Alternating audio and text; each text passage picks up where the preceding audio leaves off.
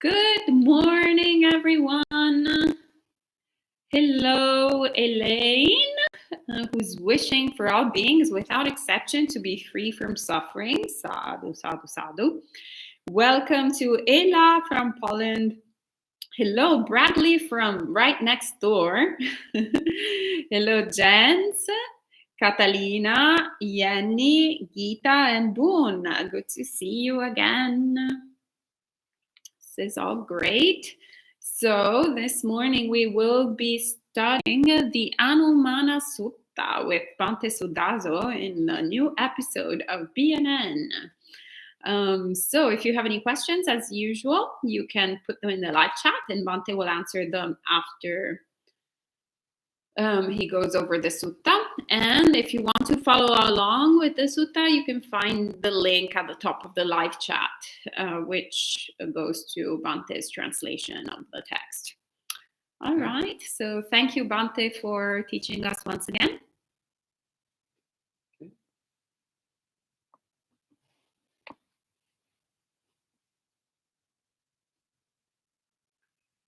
Namo tassa bhagavato arahato samma sambuddhassa.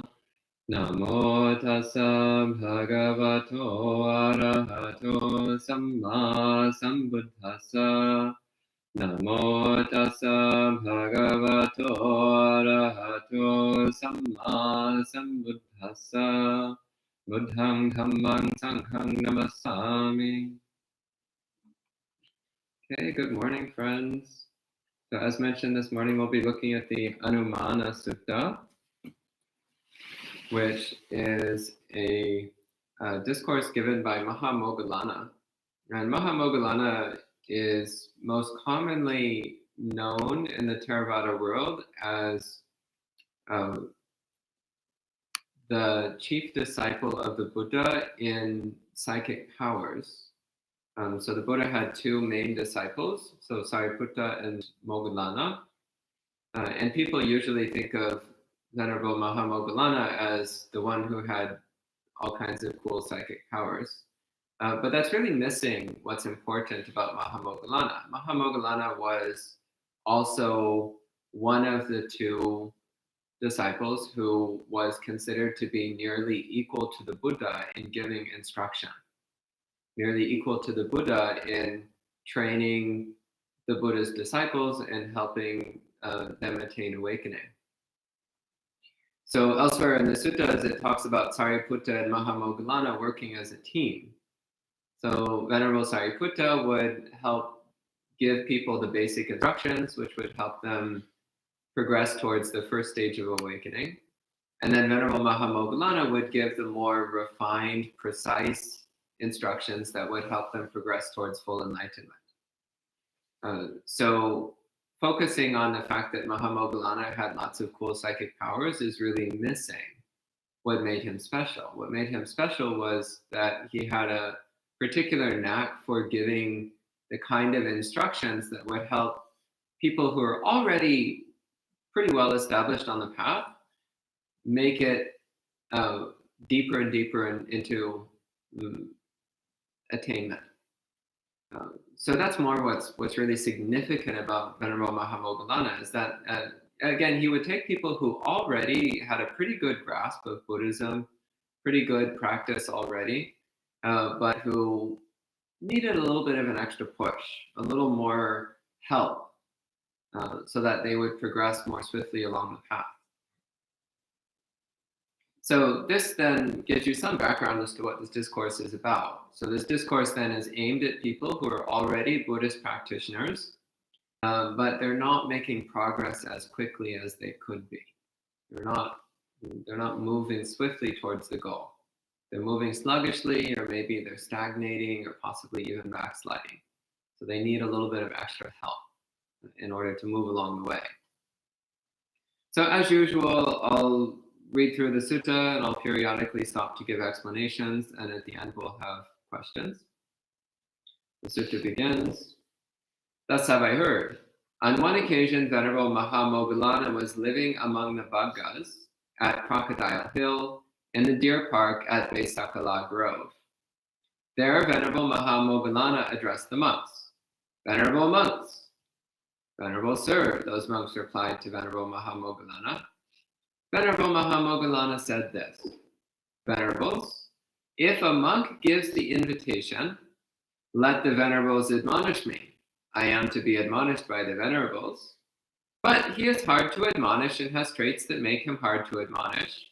If he is intolerant and does not respectfully receive instruction, then his companions in the spiritual life think of him as someone who is not to be admonished, instructed, or trusted.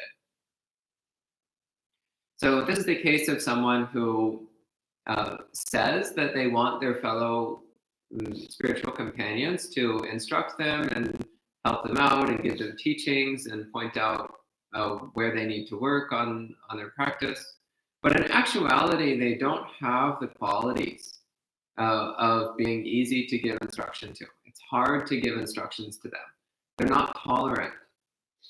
When given instructions, they don't receive them respectfully.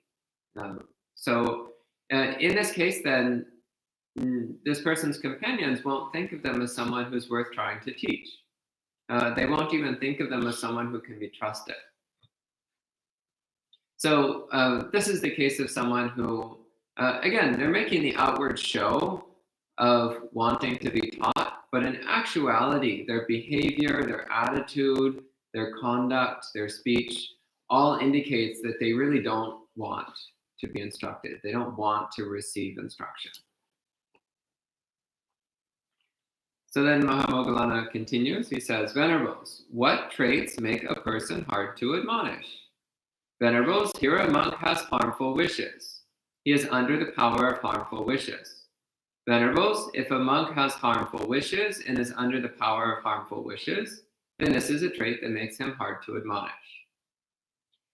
So harmful wishes, so wishing, so any kind of wishes which are unwholesome.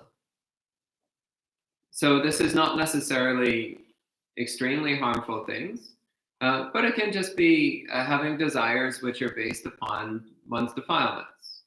So greedy or aversive desires, or desires based upon delusion or ignorance or confusion, things which are not in line with the holy life, things which are not in line with the spiritual practice which leads to awakening. So it's difficult to make any progress in teaching such a person, because if their primary goal is not to attain awakening, if they're constantly getting sidetracked with their desires based on defilement and delusion, then odds are they're not going to be particularly interested in the instructions that we have to offer. They might not take them on particularly well. Then he goes on with some more examples. Furthermore, there is a monk who praises himself and disparages others. So this is somebody who's constantly talking about how great they are, and constantly talking about how bad everybody else is. So attukangsa, translated here as praising oneself. So ukangsa literally means like holding up, like holding yourself up while putting everybody else down. It's like, I am the best, I am the greatest, not like these hideous peasants. So this again is something which makes it very difficult to instruct someone. If somebody's already convinced that they're the greatest thing since sliced bread, then yeah, it's pretty difficult to get them to see their own faults. It's pretty difficult to get them to understand the way forward. And also they will tend to not be particularly interested in what we have to say. If they think that we're lesser than them, then naturally that means our opinions are lesser than theirs. Then one who is angry and overcome by anger, who is angry and resentful on account of that anger, who is angry and obstinate because of that anger, who is angry and speak words bordering on anger. So all of these qualities together are related to anger in different ways that one manifests anger. So of course it's natural that one who is unenlightened will occasionally have anger arise. But the proper thing is when anger arises to recognize it, to see the emotion that's arising, to identify it as unwholesome, and to make every effort we can to let the anger subside without allowing the anger to influence our words and our speech, and without doing anything in our mind that will strengthen or encourage the continuance of that anger. So anger is incredibly poisonous. It's incredibly destructive. It's like a wildfire or an earthquake. It's something which is, if we're not careful, it causes incredible damage.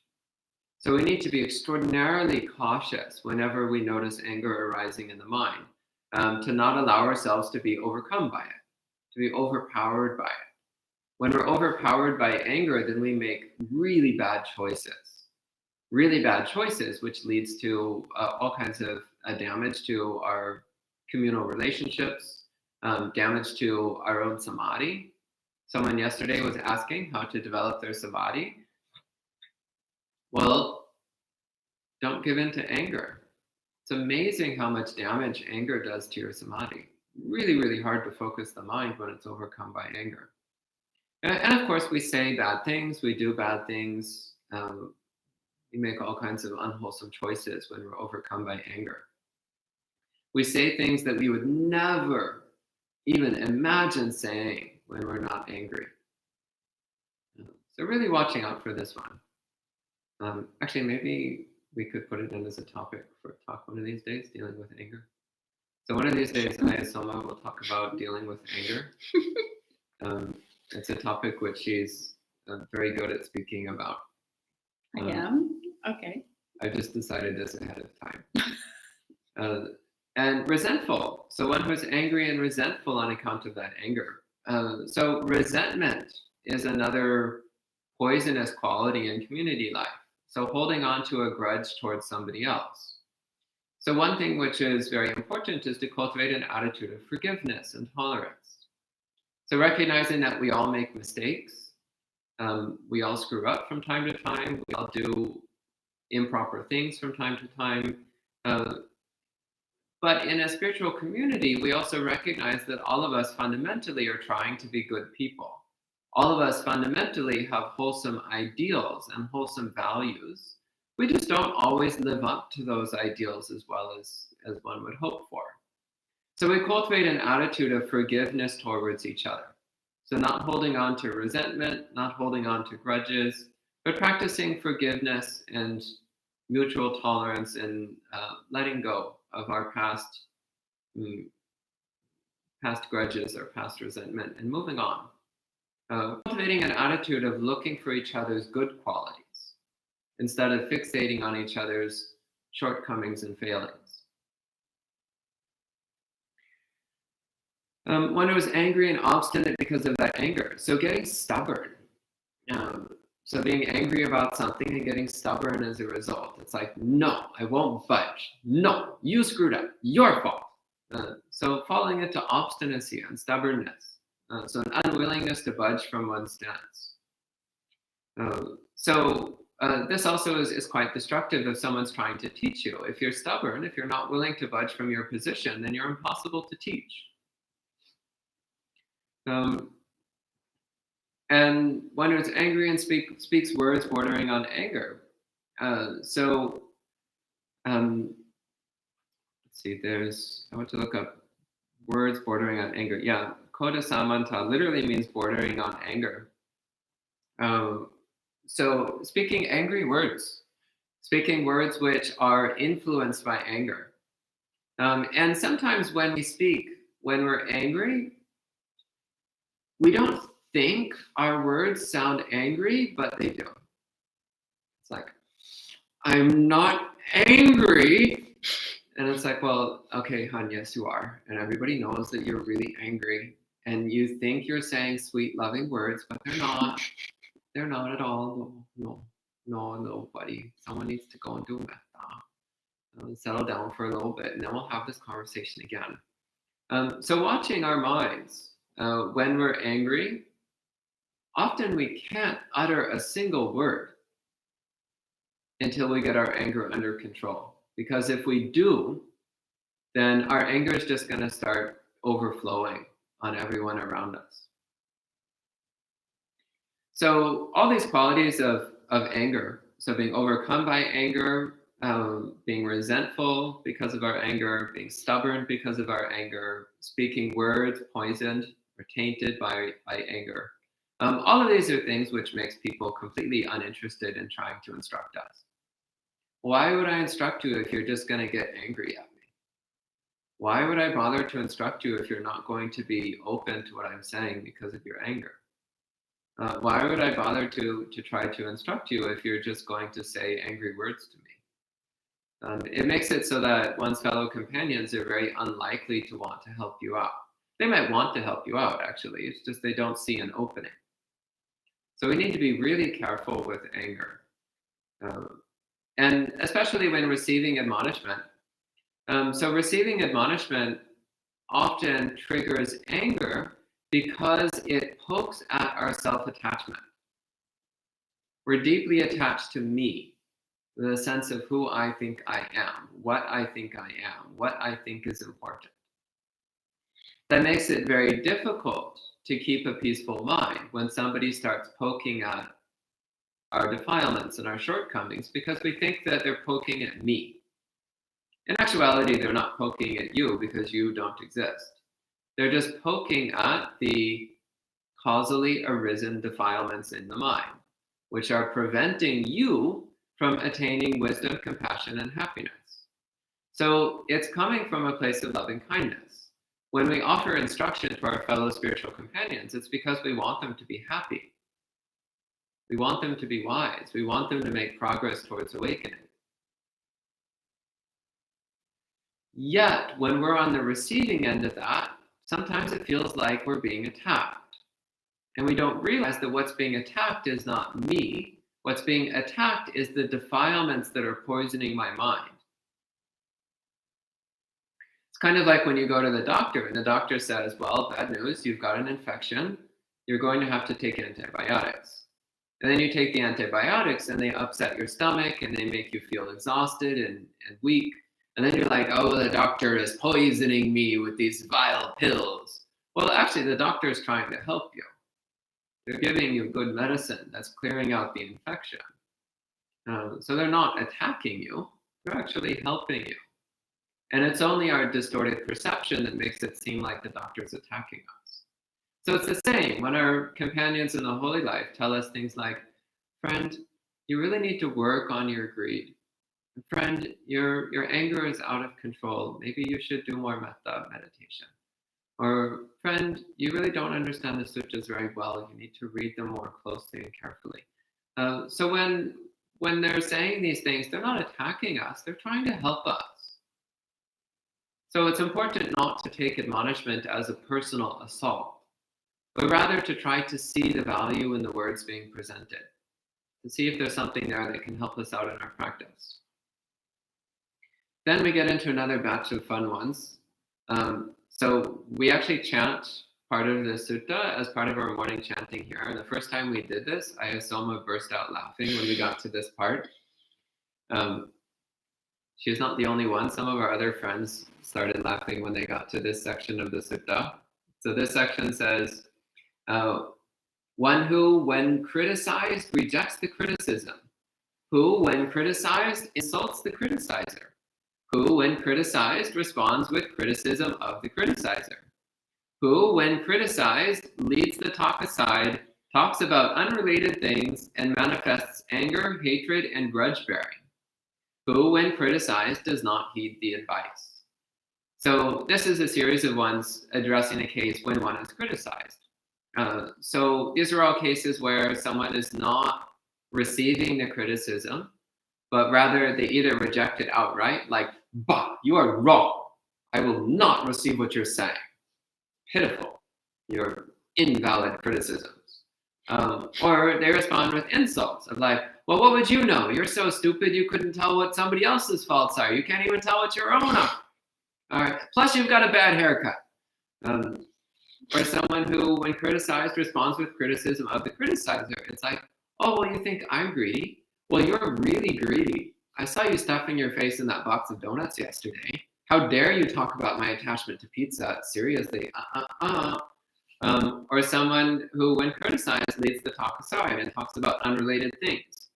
It's like, oh, well, did you see the football scores yesterday? So just amazing what the Broncos are up to these days. Mind-blowing. They're just leading the talk aside into unrelated subjects.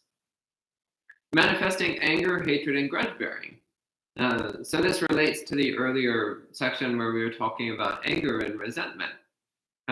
Or getting caught up in hatred. Like when someone's criticizing and we just respond with a bunch of anger and hostility rather than receiving the words of what they're saying. Or one who, when criticized, does not heed the advice. So it's just like, not hearing, not listening, no, everything's great. Yep, I'm totally fine. No problems here. No, perfect little angel. See, halo. Then the next section, one who denigrates and is malicious. So one who insults and is malicious. One who is envious and stingy. So again, that tendency to be very selfish, fixated on what I want, not willing to be generous, not willing to be helpful to others. So it's interesting here that this is listed as a quality that makes someone hard to admonish. If someone is stingy, then it's hard to admonish them. Well, why is that? Because stinginess indicates that the person is very self-centered and that they don't care about other people. It indicates that they're not willing to sacrifice anything that they have in order to make others happy. So in that case, they're probably not going to be very interested in letting go of their defilements either. They're probably not going to have much interest in relinquishing whatever misconduct they're doing. And if they don't care so much about other people's well-being, then it's going to be very difficult to find any way to show them the error of their ways. Similarly, someone who's fraudulent and deceitful. Well, again, if someone's fraudulent and deceitful, then they can't be trusted in the first place. So you might go and ask them, it's like, so friend, I noticed that somebody left the garbage cans out by the curb. Was that you? And you know it was them. And the person's like, nope, definitely not. Nope, I would never do such a thing. Nope. And well, you just can't trust someone. You can't trust someone who lies. You can't trust someone who's always deceiving other people. So even if you deliver proper admonishment, then they might lie about it. They might avoid the truth, or they might try to pin it on somebody else. So it makes it very difficult to instruct such a person. And it makes it very difficult even to live with them. So there's again, I forget which monk it was, but there was a Vinaya class with a certain senior monk in Thailand. And they were talking about the rule about not stealing.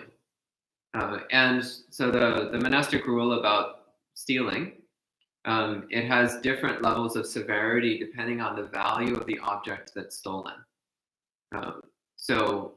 And there's a lot of debate about where like the cutting line is, like how valuable something has to be before it becomes a serious offense or an extremely serious offense. Which is difficult because it's given in the monetary units of the time of the Buddha, and nobody's really sure exactly what that money was worth compared to modern day money. So there's a lot of debate about this. So some monks were debating about how much somebody has to steal before it qualifies as a really serious offense. And then the senior monk was like, okay, let's be realistic. Even if somebody just steals a box of matches, I don't want them living in my monastery because you just can't trust somebody like that. So it's just cutting right through all this talk about like, well, does it have to be worth $20 or $100 or $1,000? And he's like, look, even if they steal something worth a few pennies, you can't trust them and they can't live here. It's not acceptable. So it's recognizing somebody who is fraudulent and deceitful cannot be trusted.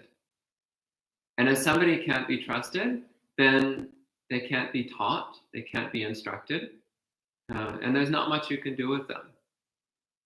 So again, this is a quality which makes somebody very difficult to teach. And someone who's stubborn and conceited. So we might know a few people like this. In fact, we might be a few people like this. So someone who is stubborn, so again, they're not willing to budge from their viewpoints and opinions, and conceited. So they're very, very puffed up and arrogant, caught upon me and mine. So again, that makes it quite difficult to teach someone. So if someone's not willing to budge from their viewpoints, then what's the point in even trying? If somebody is so self-centered that they're not open to other people's viewpoints and opinions, then what's the point in even trying? And then the final category in this list, one who holds tightly to one's opinions and relinquishes them with difficulty. So again, we all have our opinions and viewpoints, but we also need to recognize that if we're not enlightened, then odds are pretty good that our opinions and viewpoints are at least slightly wrong, if not dramatically wrong. So we should be readily willing to relinquish our opinions at any time. If somebody presents something that's more in line with enlightenment, then we should be overjoyed at the opportunity to discard our flawed opinions and take on a viewpoint that's more in line with the Dhamma. So there needs to be a willingness to relinquish one's opinions easily, without hesitation, not clinging to one's opinions just because they're mine. It's actually astounding how easily this one comes up. Like we develop an opinion, a viewpoint, an idea about the way things are. And then when we're presented with something different, our tendency is usually to latch on to my viewpoint, my opinion. And it's only after great struggle and difficulty that our opinion is finally completely demolished, that we're finally willing to relinquish it. Maybe I'm revealing a little bit too much about myself on this one. But there should be a willingness to actually seriously consider objectively differing viewpoints without getting the me wrapped up in it. Instead of saying, well, this is my opinion, therefore I have to defend it more earnestly. Oh, this is my opinion, therefore it gets double points in comparing different viewpoints. Instead, we should try to compare different viewpoints without bias, without placing more importance on the ones that we think of as mine. So again, Mahamoggallana says, Venerables, these are the traits that make a person hard to admonish. So you don't necessarily need to have all of these traits. Actually, even just one from this whole list, even just one of these is enough to make somebody hard to admonish, hard to instruct. So naturally, we want to be easy to instruct, which is what Mahamoggallana goes into next. He says, even if a monk does not give the invitation, let the Venerables admonish me, I am to be admonished by the Venerables. If he is easy to admonish and has traits that make him easy to admonish, if he is tolerant and respectfully receives instruction, then his companions in the spiritual life think of him as someone to be admonished, instructed, and trusted. So here's the case where, again, someone, they don't necessarily ask for instruction, but their manner, their conduct, their speech, their behavior, their attitudes, all indicate that they're trustworthy and that they're open to instruction, that they're willing to receive constructive criticism. Then, he says, this is someone who should be admonished, someone who we should be willing to give instruction to. So what are the traits that make a person easy to admonish?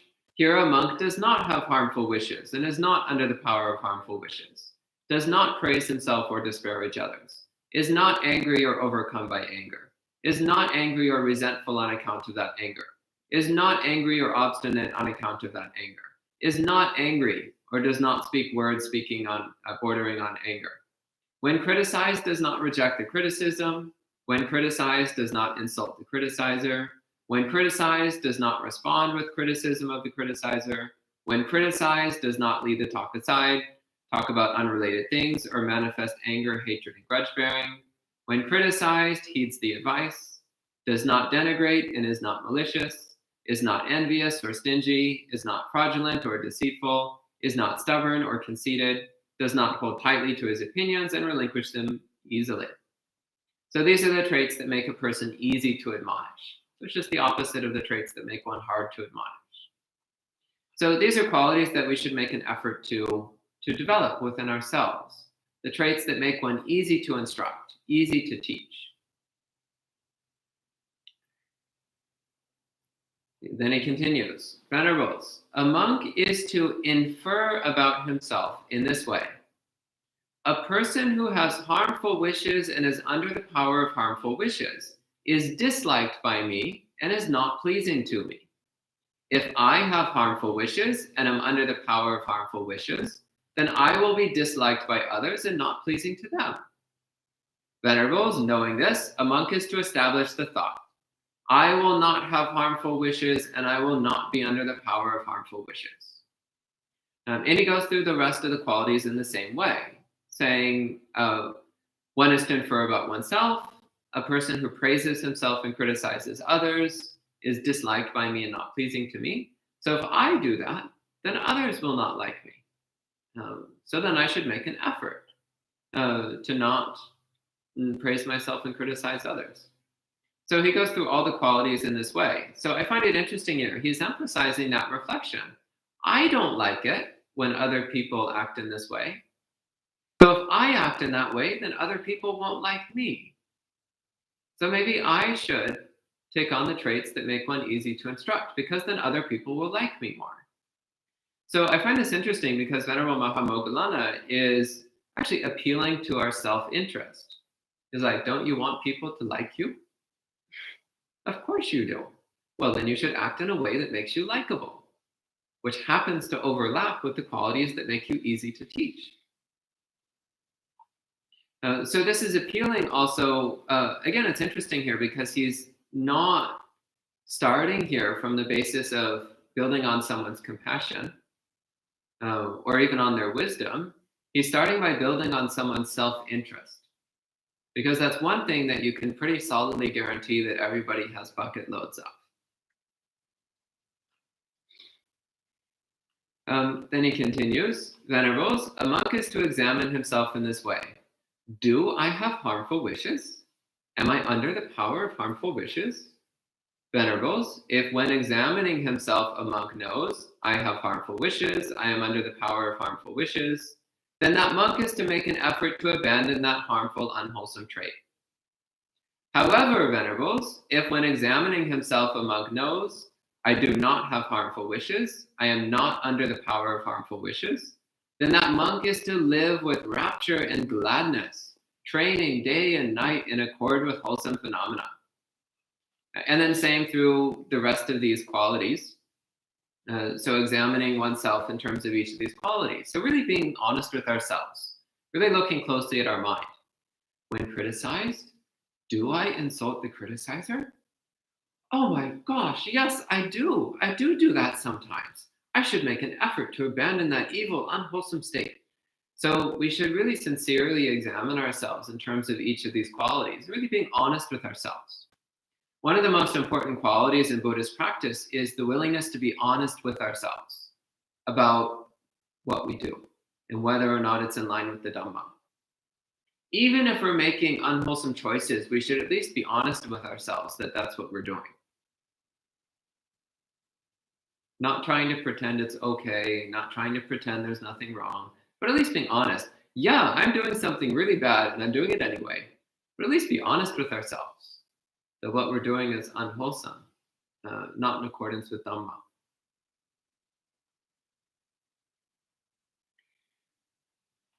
So he sums up, Venerables, if when examining himself a monk sees that not all of these harmful, unwholesome traits have been abandoned by him, then that monk is to make an effort to abandon all of these harmful, unwholesome traits. So just emphasizing, we should work on letting go of all of these unwholesome qualities. However, Venerables, if when examining himself a monk sees that all of these harmful, unwholesome traits have been abandoned by him, then that monk is to live with rapture and gladness, training day and night in accord with wholesome phenomena.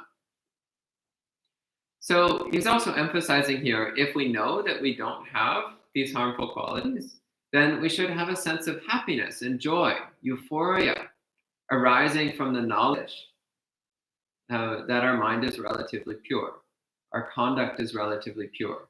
So he's also incorporating here the aspect of acknowledging one's own goodness, rejoicing in one's own goodness, which the Buddha speaks about in a number of places in the suttas. Then Mahamoggallana gives a simile. He says, Venerables, it is just as if there was a woman or a man who is young, youthful, and fond of beautification. When examining the reflection of their face in a clean mirror or a clear pool of water, if they see a speck of dirt or a blemish there, they make an effort to remove that dirt or blemish. And if they do not see any dirt or blemish, they are satisfied and think, it is wonderful that I am completely pure. In the same way, Venerables, if when examining himself, a monk sees that not all of these harmful, unwholesome traits have been abandoned by him, then that monk is to make an effort to abandon all these harmful, unwholesome traits. However, Venerables, if when examining himself, a monk sees that all of these harmful, unwholesome traits have been abandoned by him, then that monk is to live with rapture and gladness, training day and night in accord with wholesome phenomena. This is what Venerable Mahamoggallana said. Satisfied, those monks delighted in Venerable Mahamoggallana's speech.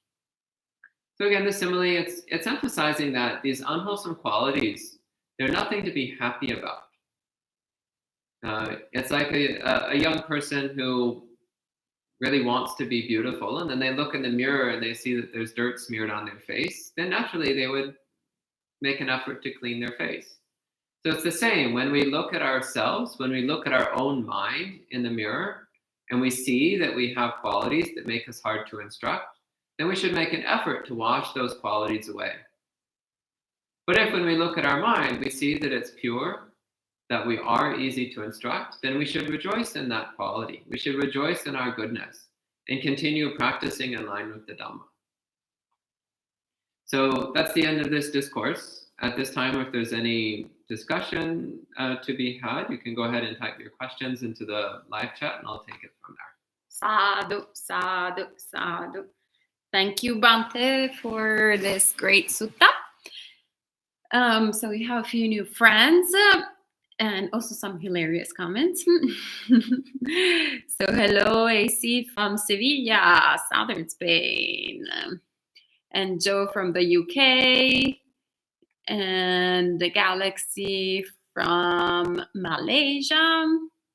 And Pamada, I don't know where you are, but she says good evening. So I suspect it's on the other side of the world as well. And welcome to Jacqueline, Mark, Marielle, Sally, and lots of other friends. And Joe says, why the British accent for the bad guy? I don't know, that's just how it came out. I don't normally do British accents. I think it's because I was talking with a British accent in the past couple of days, so by osmosis it got into Bante's mind. Bante, but I wasn't pretending to be a bad guy. Sally says, Bante is a good actor, good for the audience to understand the Dhamma in reality. Yeah, he's becoming more and more Italian. More and more Italian with a British accent. It's very interesting. And Maria says, ha ha ha ha. I love Buddhism. Like this sutta analyzes one of the most atemporal human reactions to anger in a very detailed way. Like I have done that. People around me have done that. People 3,000 years ago were doing that. Facts. Yeah. And yes, Bradley, the list of topics for future talks is growing. Apparently, also the talks that I have to give are growing. Thanks to Bante. Okay, so yes, Sally, we will be replying to your email right after the talk. Sadhu, sadhu, sadhu for offering food dana to the Sangha. And let me check.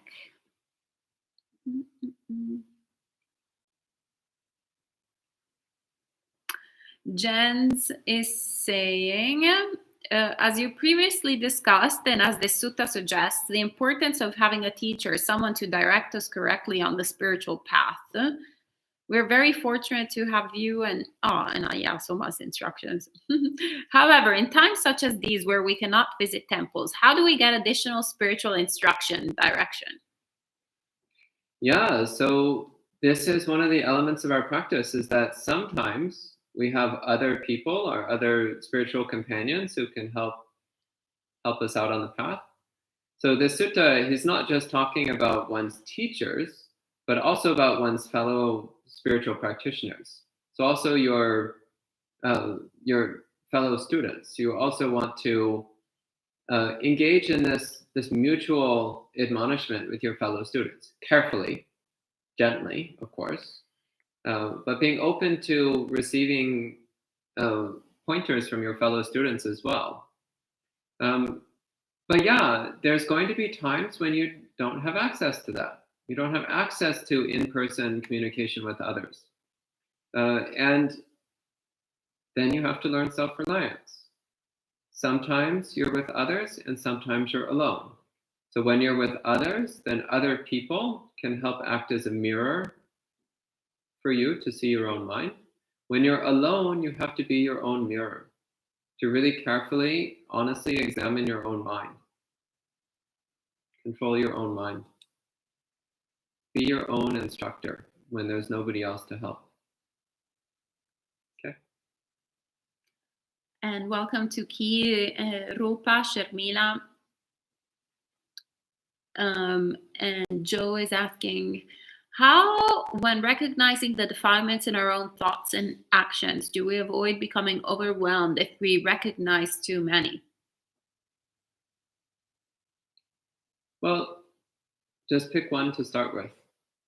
When you recognize there's a lot of defilements in your mind, then you can think, oh, wonderful, I'm recognizing what's in my mind. I see what needs to be done. And pick something and start working on it.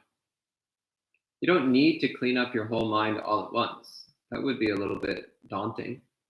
But rather to see, what can I do? How can I work on this mind? How can I make it a little bit better? Okay? And Sally says, how does stinginess relate to being hard to improve oneself? Before I consider stinginess as greed on materials. Keep going. That's it. Oh. Well, again, as I said during the sutta, the way I would understand this is that stinginess, it's not that stinginess itself makes you hard to instruct, but rather it indicates that somebody has underlying attitudes of self-centeredness, underlying attitudes of self-importance, of an unwillingness to take their companions seriously or to value their companions. It also indicates a strong attitude of possessiveness, so an unwillingness to let go.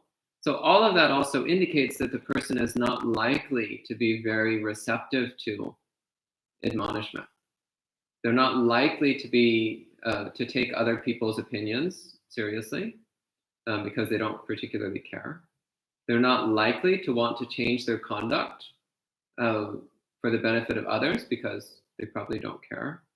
They're not likely to want to relinquish their own opinions because they clearly don't like relinquishing their possessions.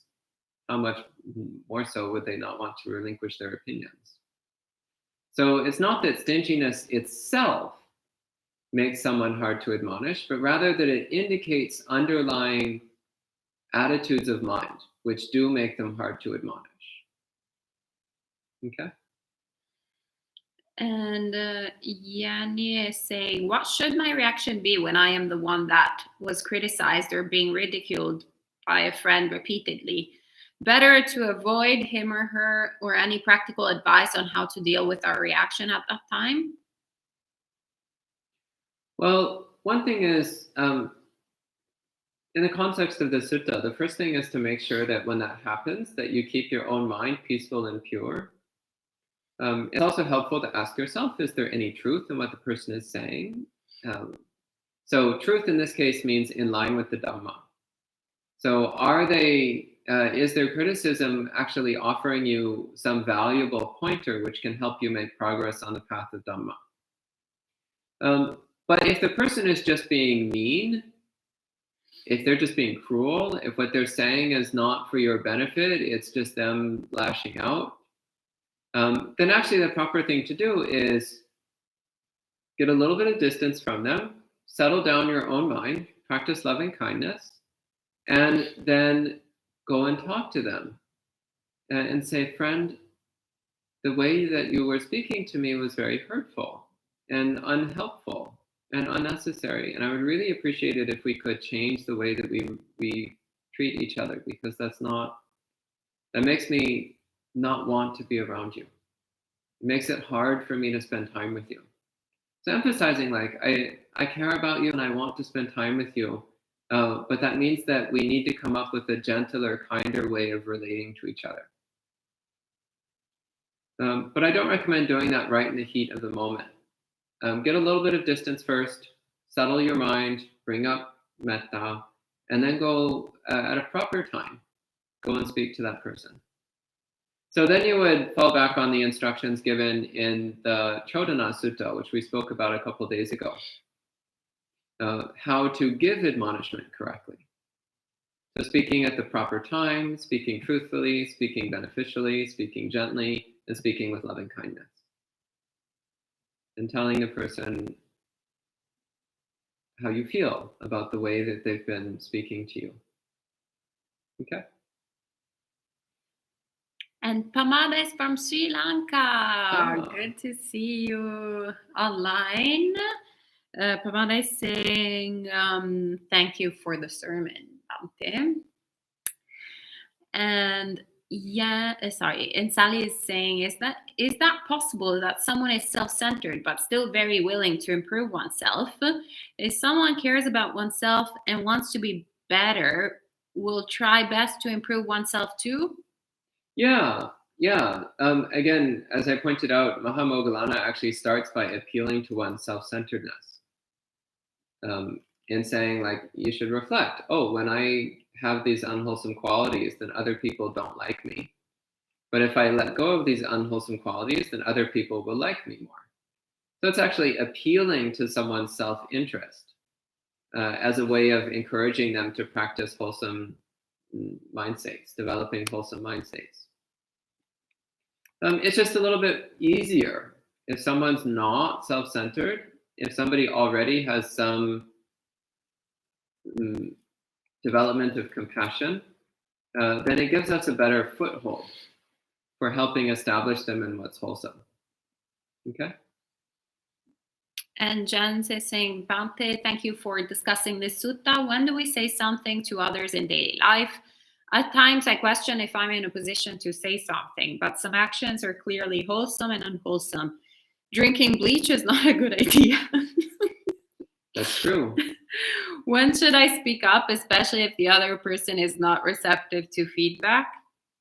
Well, you have to look for the right time, the right place, the right circumstances. Of course, if somebody is right in front of you and they get out a glass and they start pouring the bleach into the glass, then don't wait. That's probably the right time to say, like, friend, I do not recommend drinking that glass of bleach. So also apply some wisdom here. But if it's not something which is so critically urgent, then wait for the right time and place. Again, following the instructions from the Chodana Sutta. Right time, right place, truthful, beneficial, gentle, with metta. Okay? Jacqueline says, I often have a foggy mind from health problems. It is difficult for meditation and being mindful. Suggestions on how to work with such a mind? Thank you. Well, first off, tea is your best friend. Coffee can also be good, but you have to be careful because coffee can agitate the mind. Meditate with your eyes open. Do a lot of walking meditation. Walking meditation is also great if you're foggy-minded.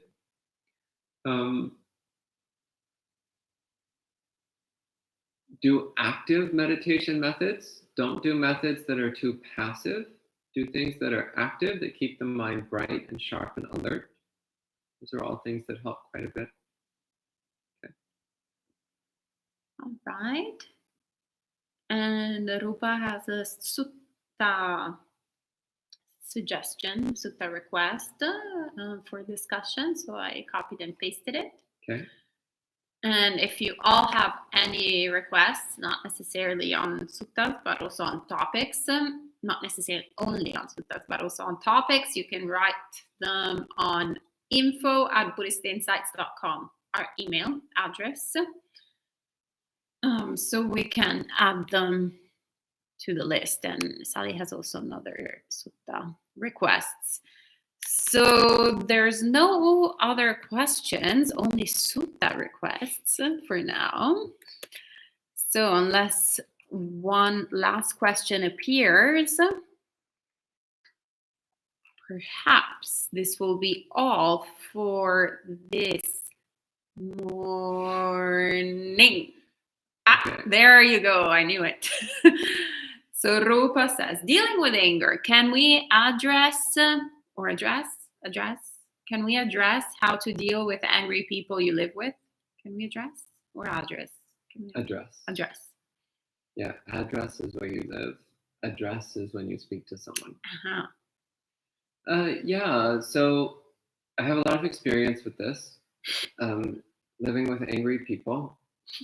Yeah, patience. Patience. And try not to take it personally. Just recognize that the person is just displaying their defilements. So try to cultivate some compassion for them. Because not only are they filled with dukkha, but they're showing it to everybody else. Yeah, poor friends. Okay. All right.